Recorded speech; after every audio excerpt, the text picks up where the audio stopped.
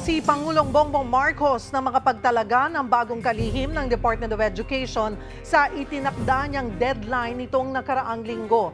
Mahirap daw pala kasing palitan si Vice President Sara Duterte sa posisyon. Para bigyan ng mukha ang balita, Mobile Journal, Julie Baiza. Kailangan pa raw ng panahon ni Pangulong Bongbong Marcos para sa pagpili ng susunod na kalihim ng Department of Education. Noong Huwebes, sinabi ng Pangulo na iaanunsyo niya ang kapalit ni resigned DepEd Secretary Vice President Sara Duterte bago matapos ang linggo. It turns out it's harder than I thought. So because we have to absolutely get it right. So I'm giving myself more time.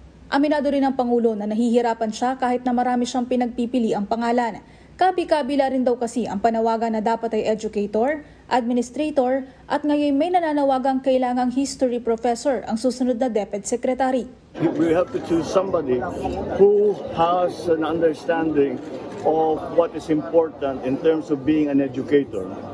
But then we also have to find the same person also has to have those qualities that they can galvanize this very, very large bureaucracy, which is the DepEd, to achieve all of those gains or all of those changes to make the educational standard better. Kailangan din daw na kayang balansehin ang susunod na kalihim ng kagawaran ng edukasyon, ang interes ng mga guro at maging ng estudyante. Una riyan, sinabi ni PBBM na minamadali na niya ang paghahanap ng papalit kay VP Sara para sa DepEd. Hindi niya maaaring hayaang nakatiwangwang ang posisyon. Mobile Journal, Julie Baiza po, hatid ang mukha ng balita.